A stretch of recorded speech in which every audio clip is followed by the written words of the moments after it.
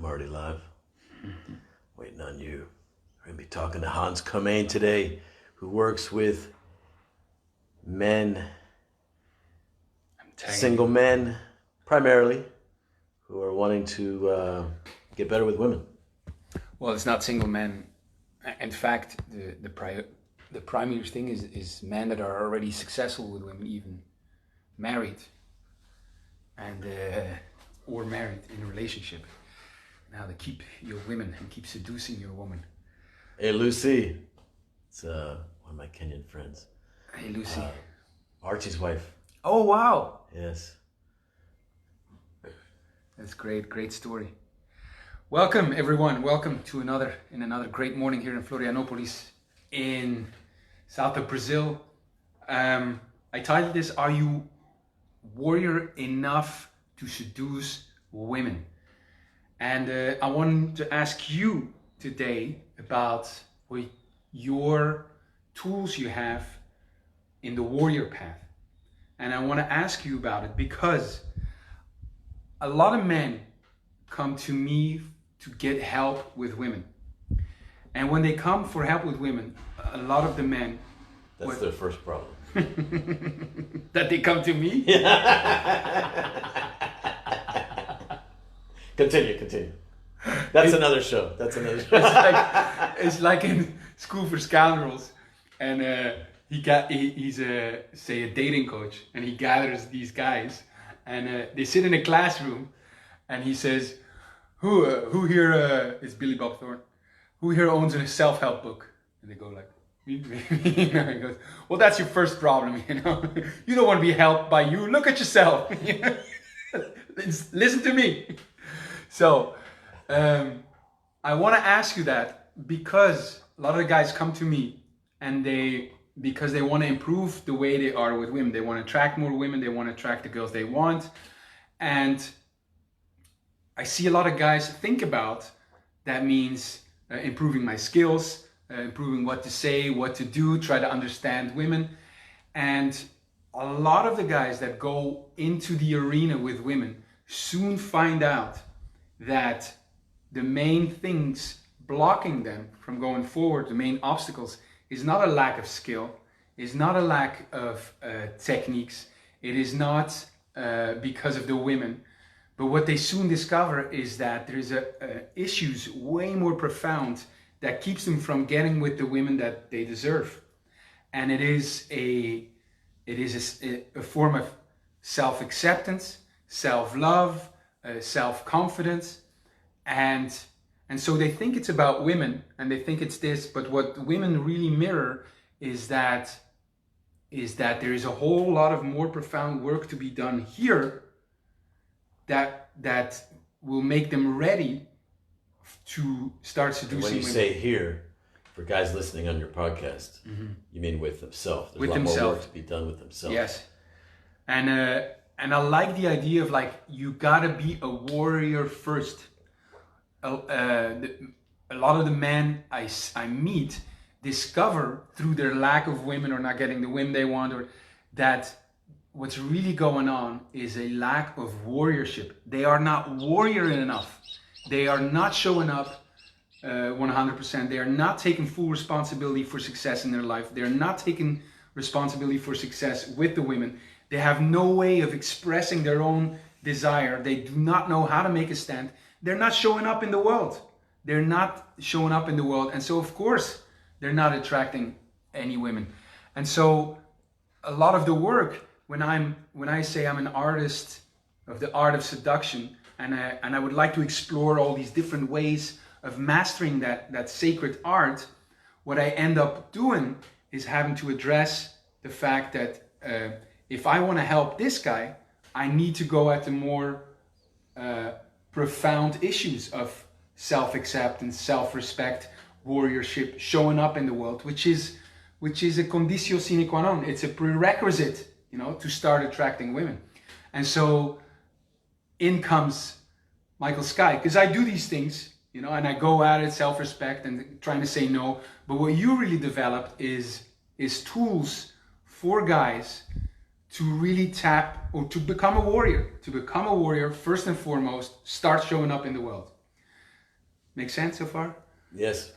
So I want to ask you and make clear to the guys out there also that there are very clear tools that could help you show up in the world and start expressing your own desire into the world. So a guy who says, fuck, that's me. I want to become a warrior first, you know. What do you talk about? What do you see when you talk about the warrior path and becoming a warrior in life? Okay, so warriorship, we're talking about the inner war, really. It's really about who are you being in the face of what life is bringing at you or what you're confronting every day. And, you know, the way I think about it is there's always these calls. There's always these calls that come to you. And it's really just a human thing. It's an animal thing. It's, you know, if there's a threat let's see, you told your boss you would go into work and you're running late, you know, or that's not a good example. You told him that you would do this extra thing by the end of the month. Mm-hmm. And this awareness comes into your mind and you don't face it. You put it off. Like when it comes into your mind and you have a little bit of fear, like, oh, I haven't done it yet. And then but you don't face it. There's the call and you ignore the call. So the call comes again and you ignore it. The call comes again and you ignore it. It starts getting louder, right? Because there's a lot of consequences on the line potentially if you don't answer the call. There's calls like that all the time. You know, for example, you tell someone that you'll do something and then you remember to do it and you don't do it. There's, you know, you get clear, I want a girlfriend, or I want to go meet this certain girl, you know, the next time I see her, I want to talk to her, whatever, and you don't do it, and you don't do it, and you don't do it. Well, the more that you don't do it, there goes your confidence, right? With every time that you don't do it, confidence down, trust in yourself down, less honor, more guilt. So, you know, if we want to talk about self-esteem, self-acceptance, self-love, to me, it can be this simple. Yes. Am I facing and answering the calls, or am I not facing and avoiding the calls? So the warrior path would be about answering the call. Well, I have a tool called the warrior path. Okay. But I don't know if you're referring to that or if you're just saying like the path of the warrior, right? But what I'm talking about when I'm talking about warriorship is facing and standing, facing and standing, facing and standing. Now I take that to a very kind of deep and far, big level, mm-hmm. right? But it's very, very simple. Right. It's very simple. So it's that. So the guy who is not doing that, he has less confidence. People around him can sense it. People around him trust him less. And, you know, he's the guy who's not fully showing up. Mm-hmm. He's the guy you can't fully count on. He's the guy, you know, like if the fucking invading armies come, you don't know if he'll be there to ward them off. So the self-acceptance, self-love, self-respect is as simple and as hard as facing and standing. Facing and standing, answering the call. How does that look? Say a guy says, fuck, I want to walk this path of the warrior. I want to face everything and anything. I want to stand for something. What tools do you have to help him? Well, one of the biggest ones, though, one of the first things that comes to mind is allies. You know, allies, not friends. So if you put yourself in a situation where you have men who are also standing for facing everything and avoiding nothing, standing for being great men, no compromise, and they want you to call them, remind them who they are, call them to their highest, accept no bullshit from you, and you all do that for each other. That's one of the greatest. That's one of the greatest tools. Now, it's not like a guy can just do that unless he comes and, you know. And so another one is like my boot camps. But wait, okay. But yeah, I just want to finish saying this. My boot camps are that what it is I've created an environment so they can experience one person being their ultimate ally for 4 days. Go ahead. How do you, because that's what I was going to ask. How does a guy, because you could say, okay, allies, I can be an ally. It seems like a concept. Oh, okay, it's a bit more than, but there's more in place there. There's a definition of what it means to be an ally. There's rituals or there are tools on how to be an ally, how to present yourself. Yeah, I think truly being an ally and being in an alliance presents many, many conflicts. Most people do not welcome people confronting them with their own greatness, basically, is what it is. You know, reminding them who they are in a big way, calling them out, calling them to rise up. We kind of have this idea that the defense is kind of, well, hey, that's none of your business. Like, back off, that's none of your business. Right. I want to go, like there are other tools, go ahead. Let me just present a metaphor. So imagine you're in a board meeting in $1 billion company. You know, it's Bill Gates or Steve Jobs or whoever. You know, you're accountable to your investors, to employees' jobs are on the line. Like, you got to pay the bank loans. You know, all this stuff is riding on the line. There's no fucking excuses for not meeting the objective. You know, it's direct, it's in your face, it's full on. Imagine that kind of environment versus the friends that you have now. You know, mostly don't call you out to be a greater man. Mostly, yeah, that's not how we interact. How do you create that environment?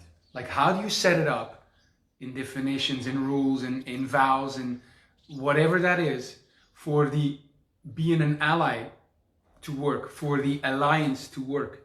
Because I think guys are going to hear this and think, okay, yeah, I'm an ally. I use the word without really being an ally. What I learned from it is the ally knows your highest values, you know, and sees you in that light and holds you to those. And when he sees you're not acting in accordance with those values, he calls you out on that. And that in itself, you know, this is a complicated issue. That's not just, okay, I'm your ally now. So what do you have in place that people can start understanding what it means to be an ally, see the power of being an ally, and be an ally for their brothers?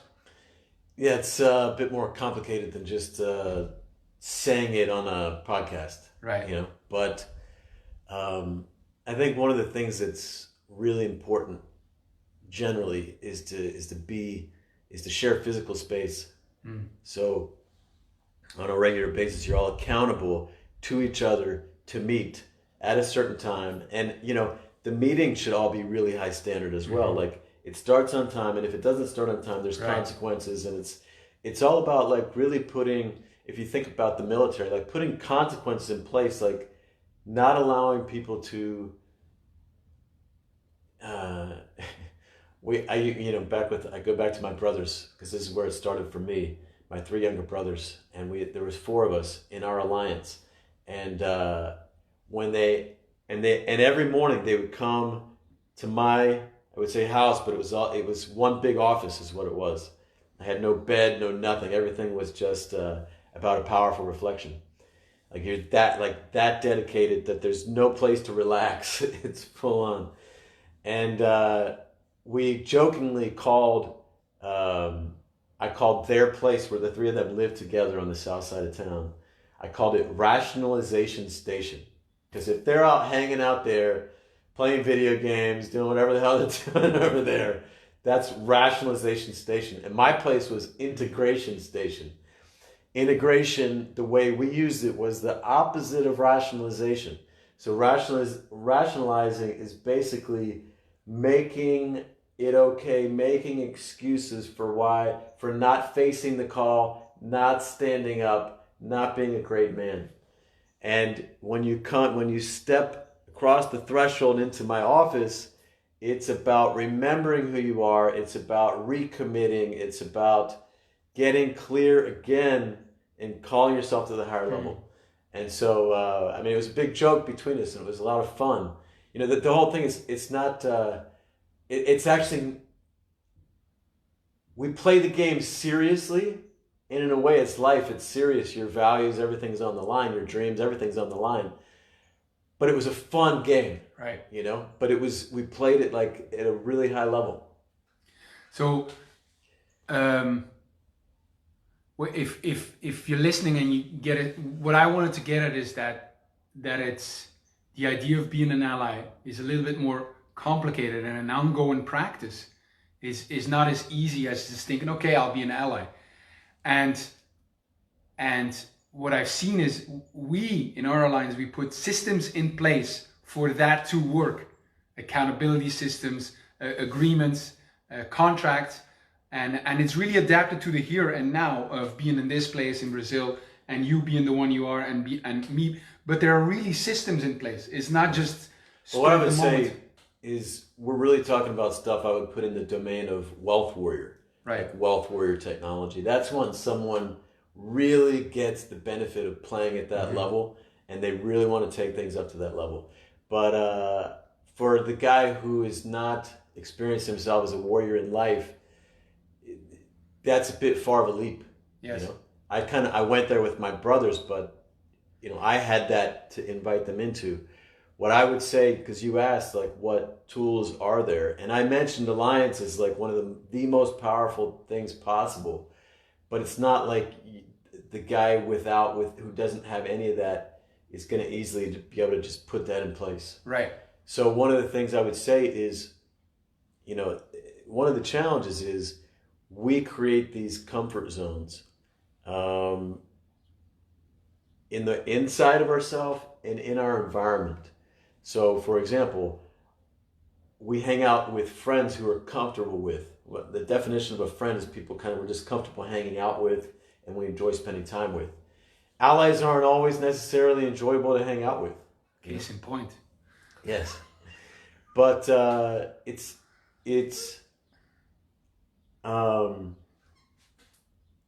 so beyond your comfort zone, beyond the world that you know, out there in the unknown is, you know, where it's going to be scary, where there's going to be fear, where you don't know. Put yourself there. That's one of the biggest things I could say, where you have to be aware, you have to pay attention to the call and then answer the call, because there's a lot more at stake there. There's a lot more at risk, and you're the one. No one's going to solve it for you. Starting your own business and having nothing else, no other source of income, that's your way of putting yourself out there. You have to, if you don't solve the problem, it's not getting solved. Starting a business, leaping into that.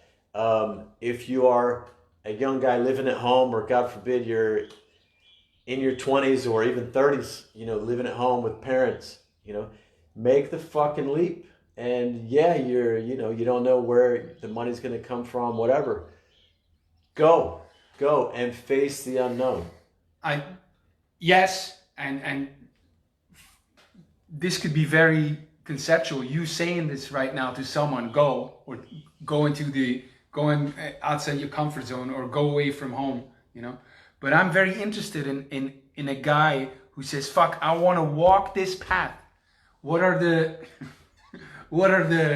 I'm not wanting you to shake the video. What are the tools you have in place to help a guy out to do that?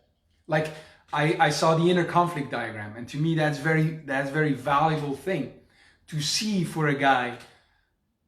How he's been compromising. Yes. Because he thinks, and when I ask guys, where have you been compromising? Nowhere. I'm not compromising. Yes. You know.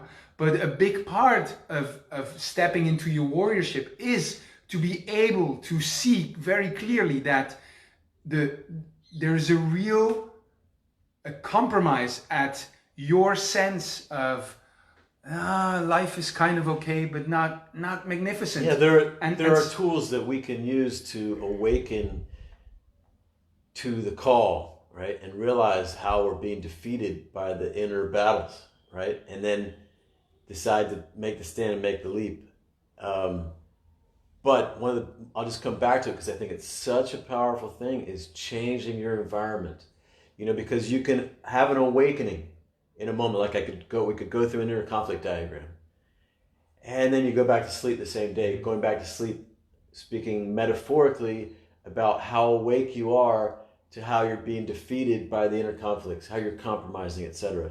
Because we have this guidance system that keeps us going back to sleep, that keeps us forgetting who we could be, forgetting our values. And so, yes, we can have these awakenings, but one of the biggest, so for example, joining the military, joining some kind of really intense, even a business where it's not just a job, it's like everything's on the line. Joining some kind of team environment where there's no excuses, everything's on the line, and you're accountable and you're responsible. For a guy who doesn't have that sense of himself as the warrior, these are some of the things that he can do. Yeah, now, yes, there's the tools like the inner conflict diagram, tools like the warrior path, and I'm working on some programs right now, and we're working on some programs that we can offer to men to, what is a program? A program is designed for a certain output, a certain result, regardless of like how the environment changes or the different inputs, it produces a consistent output. So I'm designing a program so a guy can start without, at a certain level of warriorship, which could be really low, and it raises his level of warriorship, right, and like outputs the warrior, if you will. Or a great tool I've seen and experienced is like the morning ritual. Many people talk about it, but really have a system in place that makes you get back your mornings, and not rely on your discipline to get up, but really put a system in place that will make you want to get up in the morning. That to me is a great tool. Start taking your mornings back, start having more time during the day, start being productive, start seeing what you want. So to me, that's a great practical tool. If you want to wake up to how difficult the challenge is to really become a powerful man, the powerful man that you could be, and you're not a morning person, try to reclaim your mornings. Mm-hmm. Make a valiant effort to reclaim your mornings and see how long you can continue it. Mm-hmm. Because it's not as simple as you can say, put systems in place to, whatever. Yes, do that, but it's not that simple. Right. This is something I would put in the domain of the wealth warrior work. That was something that I designed, the wealth warrior rituals, the wealth warrior system, to be able to awaken yourself day in and day out and continually upgrade your systems. So I interrupt you there as you're talking about just put systems in place. It's not that simple because you're accountable to yourself. What happens tomorrow if you don't feel like working your system? You don't do it. It falls apart. Right. So it's a continuous battle to wake up and then to continue to stay awake. Hence the warrior. And I can wrap it up maybe because I would like to put it in perspective of where I see it with men starting to look to be better with women. They're the nice guy, they're the good boy, and so many of us are asking about how can I get better with women. And so they think it's about skills and techniques. And what's really needed in a first phase is to go from that nice guy, good boy, into becoming a warrior who takes full responsibility for his life, who shows up in the world, who expresses his own desire, who's in touch with his own desire, his anger. And that is a big, huge, incredible battle, of day to day. And it will need systems, it will need allies, it will need you to say no to things, it will need you to grow into someone completely different. It will need you to transform yourself into becoming a warrior. And once you're a warrior, you already attract women. You will attract women, and you will attract the women you deserve, and you'll make beautiful memories. Only then, once you're fully a warrior, can you start looking at the art of seduction, I say, and really start looking, how can I move this forward? How can I, what do I really want with women, and how does it fit in? But become a warrior first. And it's so attractive, the man who's confident and the man who's the leader. Yes. And what that's to me is that's warriorship. That's not practicing some lines or some moves to lead your woman. That's self-leadership. Yes. That's answering the call. If you're not answering the call, you're not leading. Right. You are you're a follower of your whim. You're a follower of your fear. Yes. You're a follower of you're just reacting. That's maybe a good summary of the whole trajectory of, say, the hero's journey of a seducer, is that the nice guy, the good boy, he's reactive and he's not leading, not himself, not the other, not his people. The warrior is 100% leading himself. He's taking charge of his life. You know? And then you're going to be ready to lead women, to lead your people, to lead the other, which is a very advanced, but you will not be able to go from the nice guy, the good boy, into leading others. You got to take charge of your own life. You got to be a leader for yourself. And that's the warrior. And if people are hearing it and they feel the call to become a warrior, it's going to be long and hard, but we're here to help out and fight alongside of you. Warriorship is a continual journey. Yes. Right? If there's a scale, we're always lower or higher on the scale. And so it's not just something you become a warrior. Mm-hmm. It's something you're continually, the battles are always there. Yes. If you're not facing things for a few weeks, a few months, yes, your level of honor starts going down, your level of power starts going down, your confidence starts going down. It's always there. It's always, are you answering the call or not? Or you're a warrior for so many women, but then one woman comes along and you really like her, and you completely leave your warriorship, or it's dying, and you lose your means. You're not a leader anymore. You're just trying to be with her, and you shift back into being just a nice guy. So speak about yourself. All right, we're here for you. See you tomorrow.